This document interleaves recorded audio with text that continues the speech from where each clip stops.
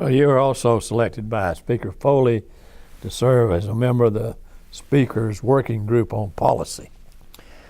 Yeah, Buddy Darden told me that I was selected to be on that committee to be the token redneck. And I think there might have been some truth in that, but I had wanted to be on the Ways and Means Committee. And I made a strong effort to get on that committee. Of course, I went and talked to Foley, and Foley was not the one who decided, but he could have helped me if he wanted to. The main person was Dan Rostenkowski, and Ed Jenkins, who had been a really good friend of mine, took me to meet Rostenkowski. Of course, I'd met him 30 years before, but when I was a young staffer. But he said, look, we need people on this committee who can take some tough votes. And we don't know how you are. We don't know how thick your skin is or how tough you are. So I was mainly interested in it because of my interest in international trade. The Ways and Means Committee handles international trade. But he was correct that there were going to be some tough votes dealing with the deficit and so forth. And I think I would have passed that test if it had been after that. But Foley was looking for some people, from the freshman class, and I think there were two of us on that policy committee, to get input from everybody. It was a very interesting committee to me because I got to hear, the old guard talk, like Rostenkowski and Jack Brooks from Texas, and then a lot of the other, people who hadn't been there that long, but they were very influential. Most of the people who were helping to develop policy were on that committee.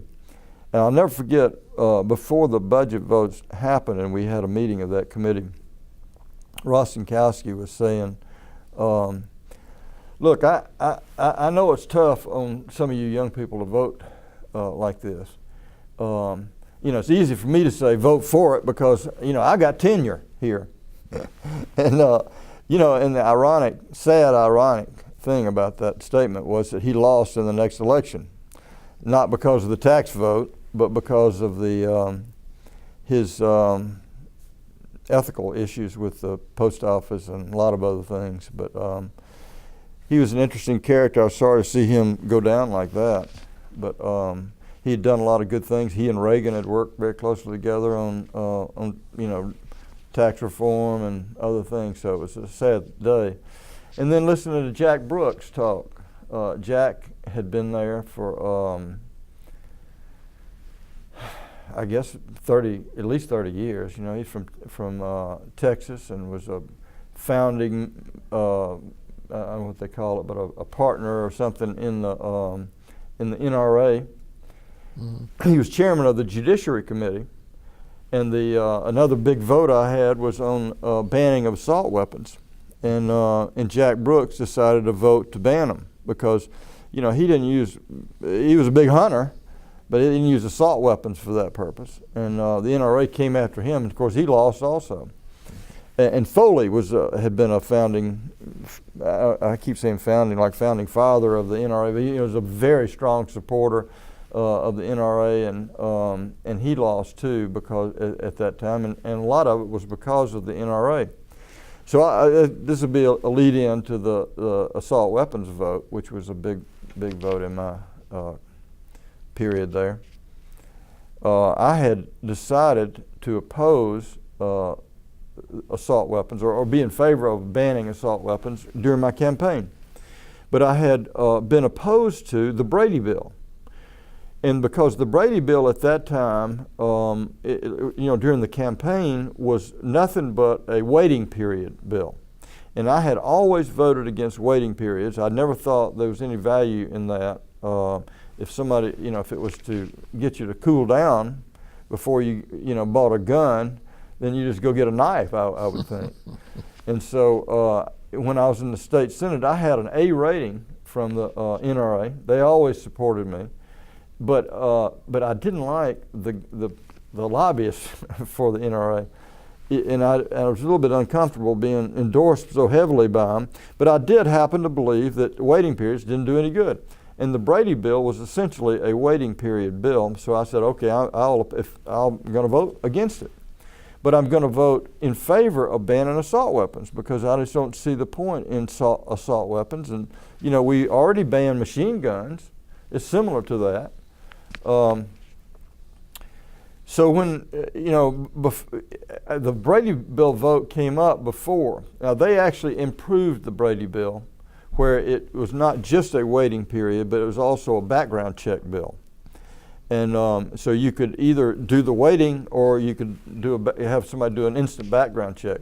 And I didn't think there was anything wrong with that, but since I'd already come out, you know, against the Brady bill, when it came up for a vote, this is one of the votes that I regret. I felt like I had to vote against it, even though it was changed because it was still called the Brady bill, but now it was more of a background check to see if you had a criminal record or you had a mental health record or something like that.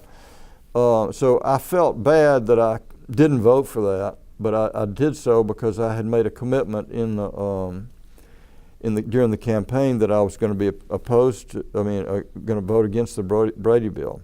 Now it passed without my vote. And then some of my friends in Congress were, you know, of course, Southern Democrats, and some from Western Democrats, like from Oklahoma and so on.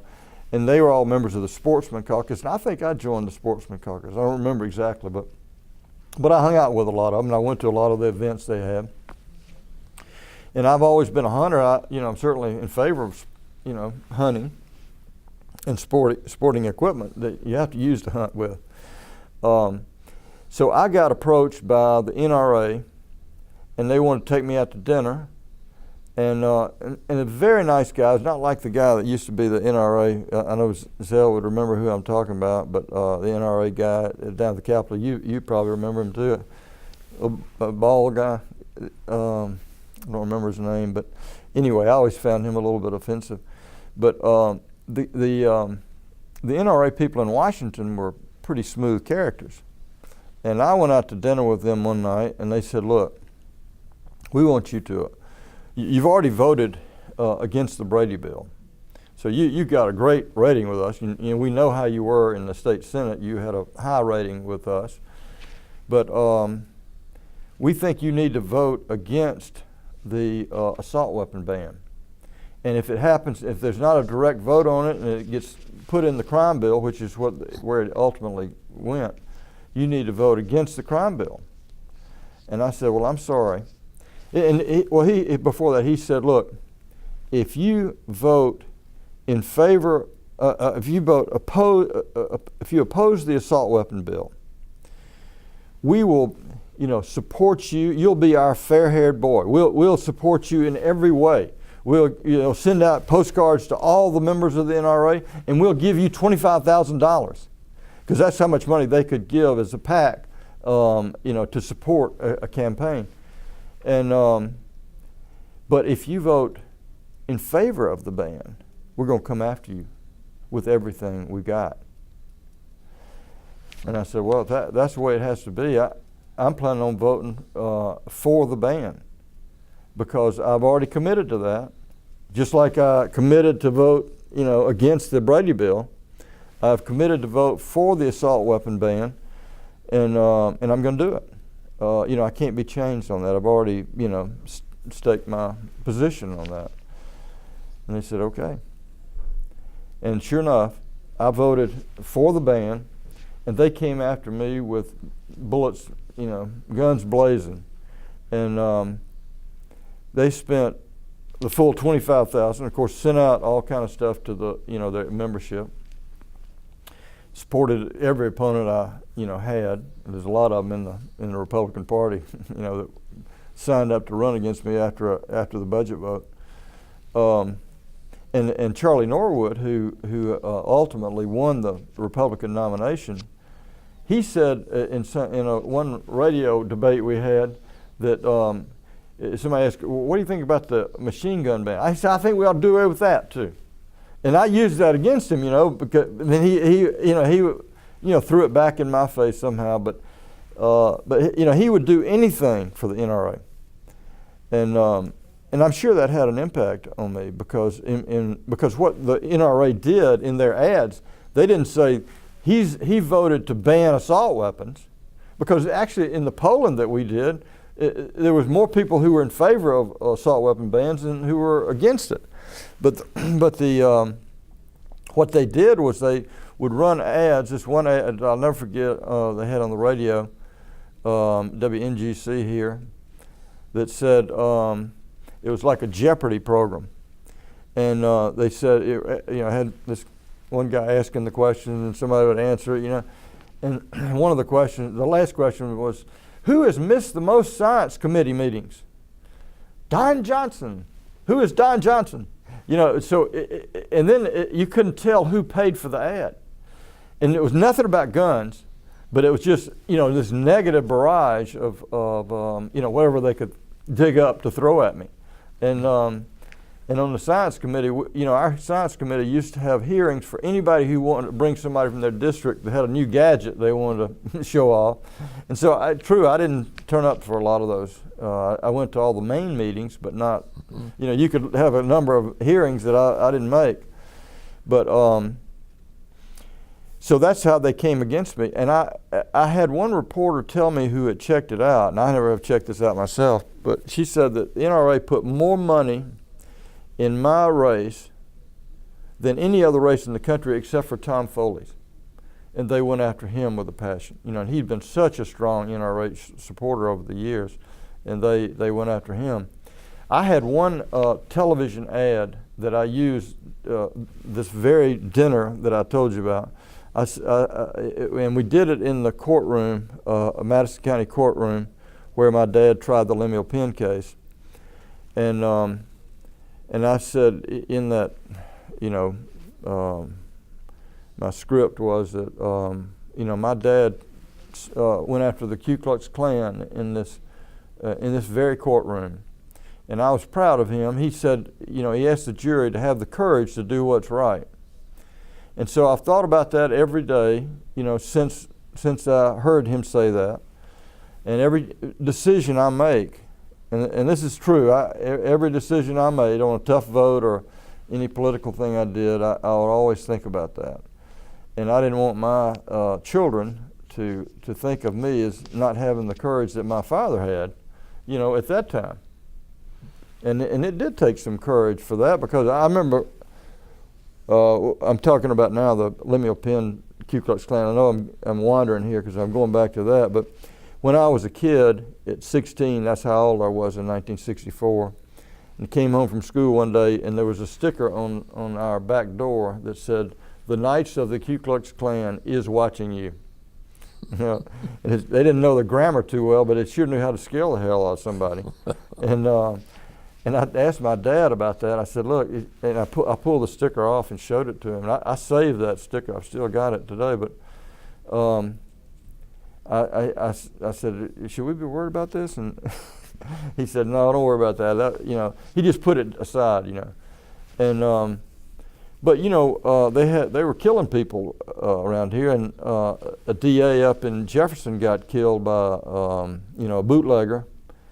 You might remember that. Fuzzy Howard. Yeah, exactly. And it was a good friend of my dad's, and so it happens. But I always thought about that, and so I used that scene to talk about the NRA. And I said, they're trying to bully people. They told me that they would give me the full $5,000 because they could give $5,000 as a corporation, but they could spend it $25,000 in other ways. And they said they're going to come after me if I didn't. And so I kind of used that trial as in comparison to the NRA, and I'm sure that infuriated them because they spent the whole wad against me. Now, would that help me if if they hadn't? It probably wouldn't have made any difference. But anyway, it was one of the big issues in the campaign. Another big issue was health care, so-called Hillary care. They call the present health care reform Obamacare. Well, they called health care reform in 93 and 94 Hillary care.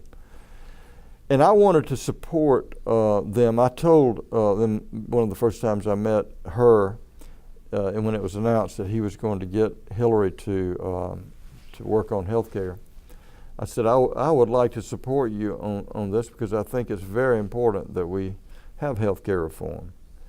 But by the time it was released, you know, the work on that, you know, her committee, her group, I guess you'd say, it was just, it just didn't make any sense. And they'd been so secretive about the way they put it together. It just kind of, you know, it didn't seem to me something that I could support. And so I came out against it. It never came for a vote, but if it had, I would have voted against it. But that was still a big issue in the campaign, and people didn't know. They thought I, you know, voted with Clinton, you know, 99% of the time, which I didn't. I voted, you know, my voting record was very moderate in comparison to, you know, Clinton and the Democratic leadership. I think I had a voting record of around 78, 80% with them, which was similar to what Sam Nunn's was in the Senate. And if you look now at the, you know, most of the Republicans, because they are much more tightly controlled, like Norwood, for example, he voted 98, 99% of the time with his leadership. And most of the Republicans do that. And a lot of Democrats, you know, vote with leadership most of the time, but not most Southern Democrats do. And mine was pretty conservative and pretty, you know, independent of the House leadership and the president. Let's talk a minute about party politics. Yeah. A great change in Georgia. Well, yeah, there has been. Are you talking about today or when I was in office? I mean, I think, would you agree that the Republican surge was about to begin in your last election? Definitely, definitely. I always tell people that I turned the 10th district into a Republican district. Maybe not intentionally, but certainly it's true because certainly at the national level, you know, the Democrats still control the state legislature and the governor's office up through 2002 when Roy Barnes got defeated. And then, but at the federal level, of course, people have been voting for Republicans for president for a long time. But in '94, you started getting a lot of these Roosevelt, you know, New Deal Democrats that live around where you and I live, started voting, you know, for Republicans. And really it was a vote against Clinton in '94. I mean, there's no question about that. You know, the polling that we did showed that he actually had gone down. You know, he won Georgia by 42%. You know, and with what Perot took from George Herbert Walker Bush, that gave him the state of Georgia's electoral votes. But he only had 43% then in '92. In '94, when we were doing our polling, his numbers in my district, his numbers in my district even in '92 were much lower than 43%, 42%. But in '94 they had gone down even further. They were in the low 30s, and the problem I had, even, you know, my numbers in '92 had been a lot higher than his, you know, a lot higher than, you know, Weich Fowler's, maybe not a lot higher than Weich, but higher than Weich's, and in my district. But in the '94 election, number one, the turnout was so bad. You know, Norwood only got a couple of thousand more votes than Ralph Hudgens did in 1992, but I got so many fewer votes than I did in '92 that I got swamped. But it was mainly a vote against Clinton, or people just didn't turn out. And so you had the same people voting basically for Norwood who voted for Hudgens, maybe a few more. And some of them, I'm sure, some of those few more had voted for me than 92. But that was really a big change. Obviously, 94 was a big change election throughout the South. And one of the things it did was it got rid of a lot of moderate Democrats. Mm-hmm. Most of them, in fact. I mean, Sanford Bishop was clearly a moderate, but his district was a lot, more Democratic than ours was. Mm-hmm. So I think that was the beginning of the end, even though I think if I had been able to hang on in 94, I would have won much bigger in 96, because mm-hmm. 96 there was, a slight comeback. Mm-hmm. Do you think that the contract with America made a difference in that election year, 1994? It gave them something to talk about, but I honestly don't. I think maybe most, at least I should not speak for other people, for myself, I don't think it did really, because we were already losing before they even came up with the contract for America. The first poll I did in 94, my numbers were so bad that it was getting closer to Clinton's numbers. And even though the Republicans hadn't chosen anybody, and most of them, weren't getting anything hardly, because nobody knew who they were. But my numbers were so bad before they came out with that contract with America, I don't think it had a big impact, at least here, because most of mine was an anti-Clinton vote. And I'm not saying that there weren't people that voted against me because they didn't like me or my policies, mm-hmm. but it was mainly a vote against Clinton because he wasn't on the ballot, and I was the only one there that they could vote against. Do you think that the party switchers like Sonny Perdue and Nathan Deal and Mike Bowers has brought Democrats into the Republican Party? Sure, it's brought Democrats into the party. And all of those guys have been my friend, and I still consider them to be friends of mine. Mike Bowers comes here to the law school a lot, and I see him and speak to him, and we have a good, cordial relationship. Nathan was very close to me, throughout my political career. And Sonny was a good friend of mine in the state Senate. And when I've seen him, since then, and when he was governor, we've had a very cordial relationship. I think Sonny was probably more conservative, being just a rural legislator, more conservative than the other two were. Nathan, I think, grew into a conservative because when I knew him and we worked together so closely, he was a moderate Democrat. Bowers, the same thing. Now, Bowers was moderate, and I think he saw an opportunity, when he was thinking about running for governor, that, he had a better shot as a Republican than mm-hmm. as a Democrat. But, that's not to question their credibility, because I think that they, if they switch parties, they could have a valid reason for it other than just to get elected. Mm-hmm.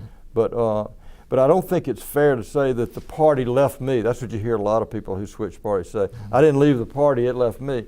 Well, the party, we're talking about the party of George McGovern in 1972, long before Nathan got involved in politics, and long before Bowers got involved in politics. And of course, that was maybe the national party. And it was a little bit off the deep end with McGovern. There's no question about that. It wasn't a moderate party. But in Georgia, we still had a lot of progressive people, and I would include both Bowers and Nathan as being a progressive when I worked with them in the state Senate. And Nathan just gradually shifted off to the right. If you're a candidate today, would you still be a Democrat? No question about it. I'm a Democrat through and through. I couldn't be a candidate, here anymore, but because I think the electorate has changed a lot, mm-hmm. And the Republicans have done a lot better in the rhetoric war than we have, certainly in the South. But it's I could never run as a Republican. I'm sure you've noticed that today's Republican leaders were once leaders of the Democratic Party. Sonny Perdue, who's governor, Nathan Deal, who has been elected governor, and Mike Bowers. Right. So does that speak well of the leadership, past leadership of the Republican Party? You mean the leaders before them? To have former Democrats fill those positions? Well, you got to look back at the who the leaders were, and one of them was Johnny Isaacson. Johnny's a good friend of mine, and I think does a good job in Washington. I mean, in the same way with Coverdale. Coverdale was a strong leader in the back in the days when, as Johnny says before, it was cool to be a Republican.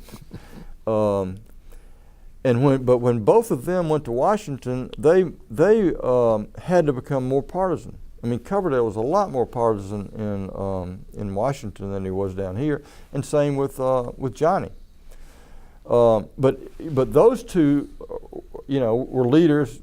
Paul, up until the time he died, was definitely a leader. He was a senior person in the Senate and only been there for a little over one term. And Johnny is, I think, a very capable guy, and has always been a Republican. And some of the old Republicans, have passed away, or moved on. Let's say, maybe not died, but not in office anymore. So I think that it shows that there's some experience level that Perdue got when he was President Pro Tem as a Democrat of the Senate, and of course Nathan when he was President Pro Tem and also serving in Congress, all those years in the state Senate. He learned a lot, whether he was a Democrat or Republican. But I think their success has been attributed to the fact that the electorate has changed quite a bit. What could the Democratic Party do to regain its former status? Well, I think that if we could, adopt a more moderate platform at the state level, at the national level, a more moderate platform, it might attract more people. This is really a centrist country we live in. Georgia is, I'd say, slightly right of center, but it's not, off the deep end for the most part. And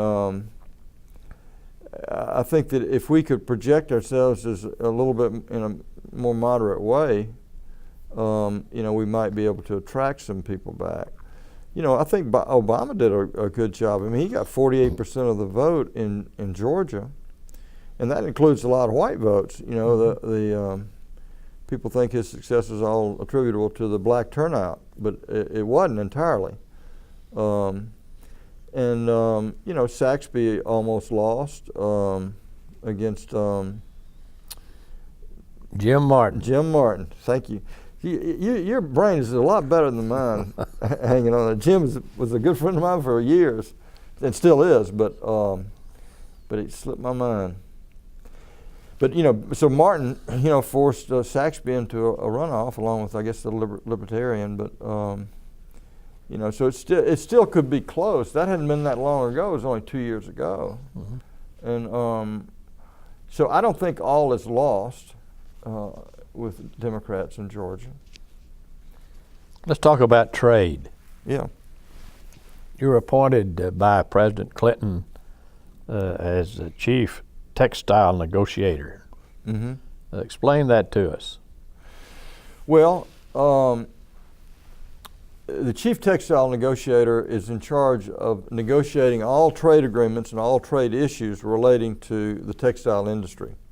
Now that includes cotton, because that falls under agriculture, but it's all all fabric and yarn and everything.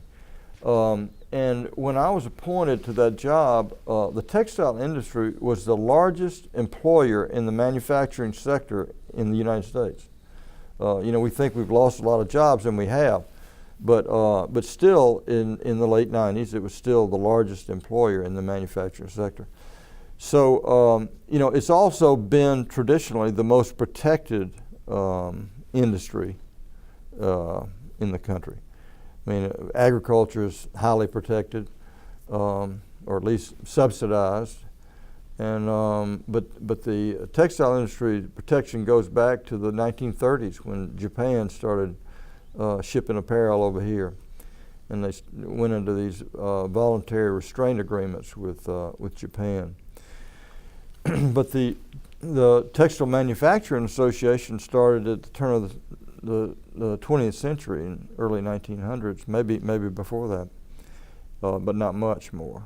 And so it's always been a concern of, you know, keeping our industry here.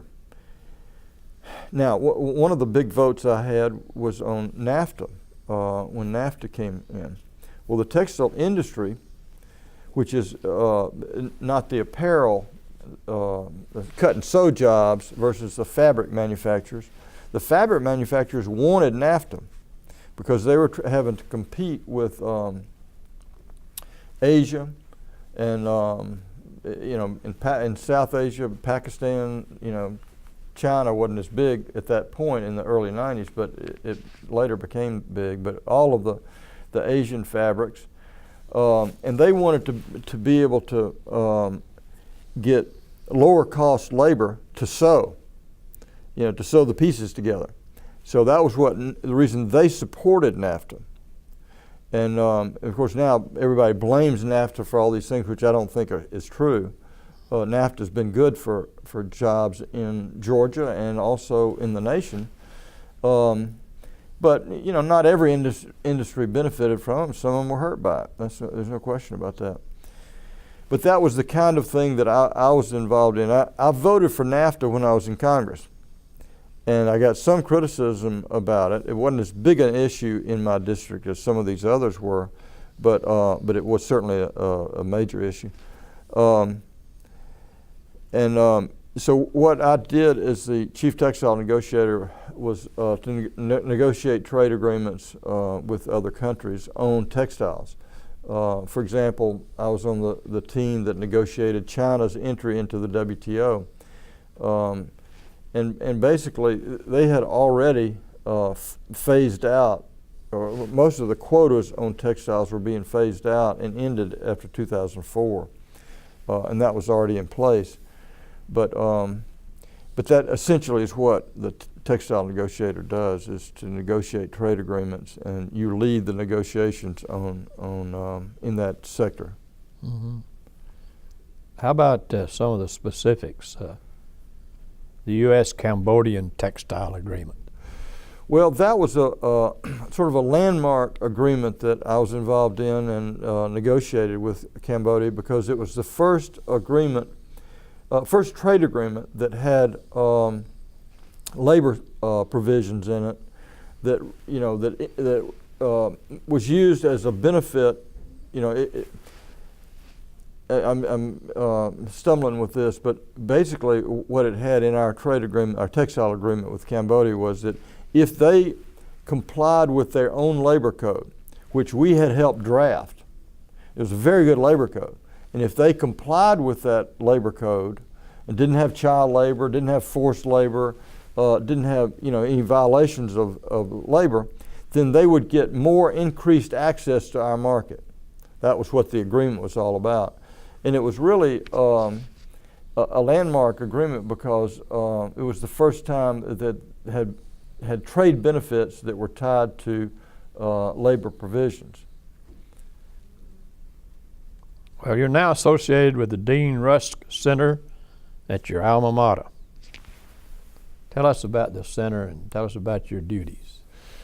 Well, the center is a wonderful place. It was started in 1977 when Rusk was still here. Of course, he was the Secretary of State under President Kennedy and President Johnson, and came here in 1971. maybe 70, and taught here for nearly a quarter of a century. He also helped bring in big name professors in international law. He brought in Louis Sohn from Harvard, and he was instrumental in really putting the University of Georgia on the map, the law school on the map, for study of international and comparative law. And so they named the center after him. It was actually created when George Busby was governor, and Busby put a line item in the budget for the Rush Center, which is kind of unusual to have a separate line item for some, entity that's within the university system. But it's always been used to aid the governor of Georgia and the state of Georgia on international trade issues and other issues. I've been involved with helping Georgia set up their office in China.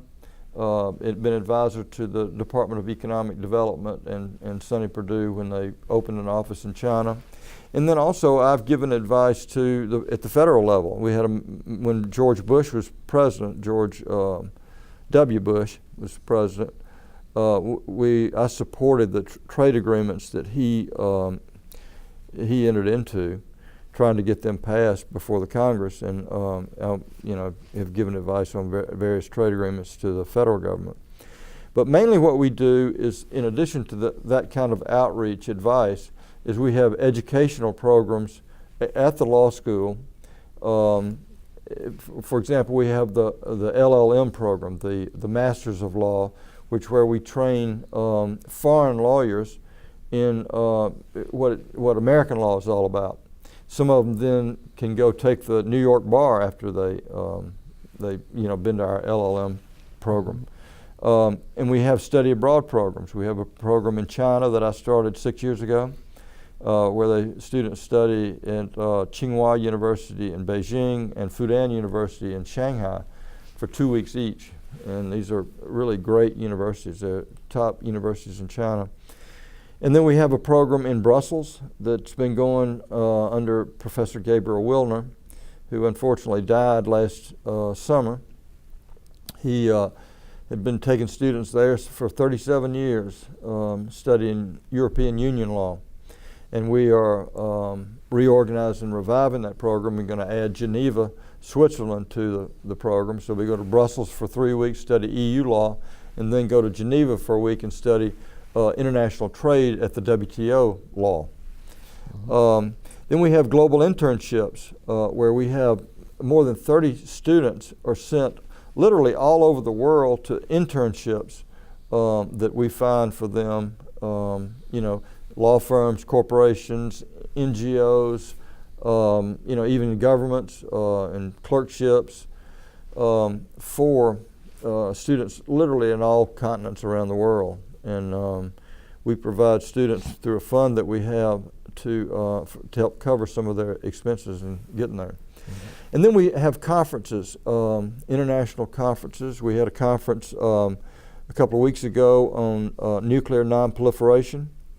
We're having one in January on international intellectual property, and then one in February on the future of international trade.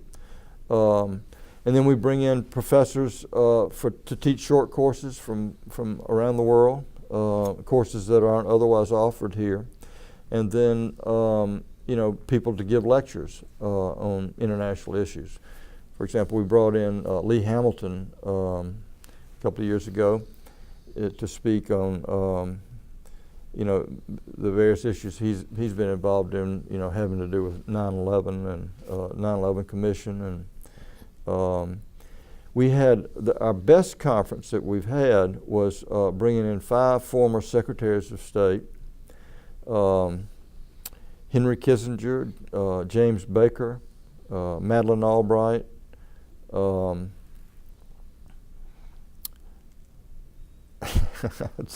drawing a blank again, but we have 5 former secretaries of state, and Colin Powell, and the other Clinton secretary. I can't believe I'm having this senior moment here, but and it was entitled Bipartisan Advice to the Next Administration, because this was in 2008, before we elected a president, and before Hillary and Obama were still battling it out in the primaries. And it was really a fantastic program, and it was broadcast on PBS, and we have it. We need to give a copy to the Russell Library. I'm sure they have one here somewhere. But it was really a great thing that had actually been started back when Rusk was still here. He started these former Secretary of State conferences. But those are the kinds of things that we do. We have a international judicial training program that we run here. In fact, right now, as we speak, we've got 80 judges from Brazil who are here, and we're giving them training in judicial administration. So those are the kinds of things that we do. Very interesting. Let's talk for a minute about the Don Johnson family. You have a son, I know, who seems to be following in your footsteps. Yeah, well, I've got 2 sons and a daughter. My oldest son is Cleet Johnson. He's named after my father, and he is on the Senate Intelligence Committee staff right now. He's been there for about 2 years. Before that, he worked for Senator Jay Rockefeller from West Virginia, and he was his counsel for international trade and national security issues. And before that, he was at Patton Boggs Law Firm as a young associate. But he's a graduate of the University of Georgia Law School. He went to the London School of Economics with a Fulbright scholarship before that. And he graduated from Harvard in 1996, where he was on the varsity football team. He was a starter for 3 years. Or was a letterman for 3 years, but he started the last 2 as a free safety. And then I have a daughter who is a graduate of the University of Georgia, married to Matthew Barnett from Atlanta, and they live in Chattanooga. And they gave us a grandchild last summer. Not this summer, but the summer before last. She's 16 months old. And then my youngest son is Alex. He just graduated from the University of Georgia in 2009. And he worked for Jim Marshall, Congressman Jim Marshall, for a little over a year. And then in last summer, he joined the staff of the Homeland Security Committee, where he works for the subcommittee chairman, Mary Landrieu from Louisiana. His subcommittee deals with disaster issues, such as Katrina hurricane and the oil spill. So that's what my 3 children are doing at this point. As you look back over your career as a public servant, what would you consider your greatest accomplishment? Well, you know, I can't point to any one particular thing. I feel like I've made a difference in several different areas. When I was in the state Senate, I felt like I made a difference on that, little telephone issue.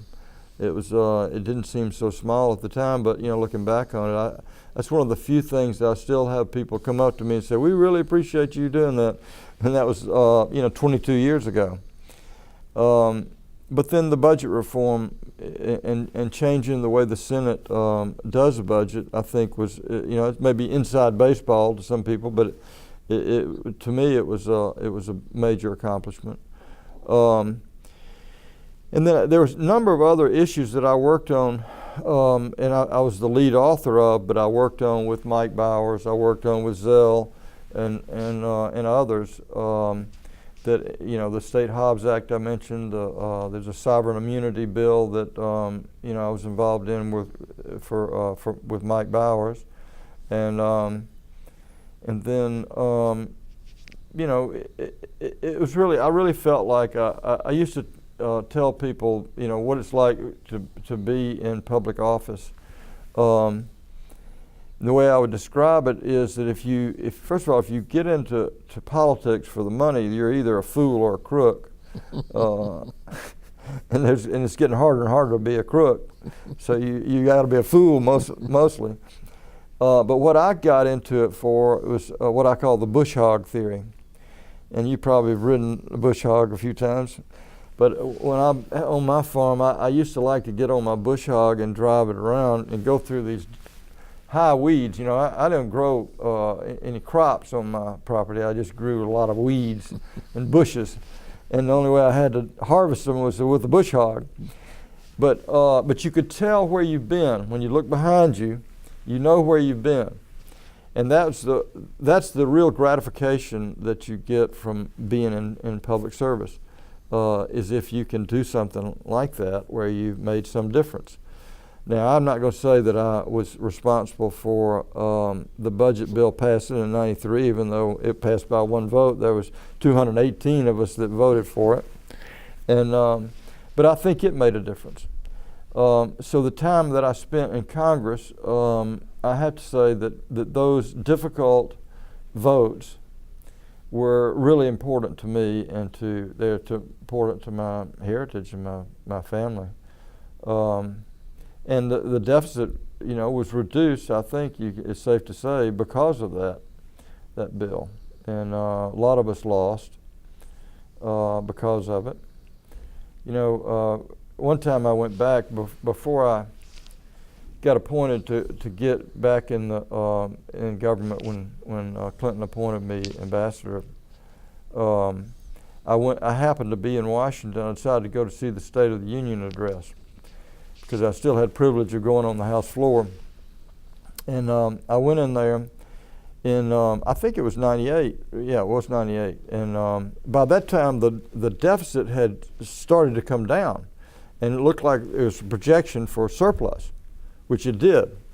And Clinton, in his State of the Union address, sort of chided the Republicans. He said, you know, some of you guys were saying that the world was going to come to an end if this passed.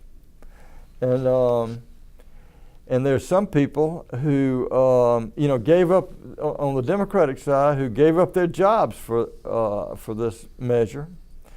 And all of a sudden, the crowd of Democrats, you know, as they, you know, traditionally do, get up and start clapping and yelling and everything. But it was more than just normal. And I happened to be in that room. And after it was over, I was standing out in the hall behind the chamber, and Clinton happened to walk out there. And he came up to me and he said, "Don, they were really clapping for you in there." And so, you know, it made me feel good, and really, I hated to lose when I did. I'm not going to lie about that. I didn't necessarily want to be in, you know, a career politician. I wanted to stay in there for about 3 terms and then run for the Senate and see how that went. I didn't get that opportunity. But those are the moments that I think are important, and at least in my little political career. I was in politics. Elective politics for 8 years, and then in the White House office for another 2.5 years. So I had about 10.5 years of public service in addition to my Air Force time, and I feel pretty good about that. It was a great experience. I wouldn't take anything for it. I'm not sure I'd pay anything to go back. But it was certainly a great experience, and I had a lot of good friends that I spent some quality time with, and still see them from time to time. Well, you've certainly had a very interesting career, and we thank you for being our guest today and invite you back anytime you want to come. Okay, happy to be there. I don't know if I got anything else to say, but I'll be happy to come back. Thank you, Bob.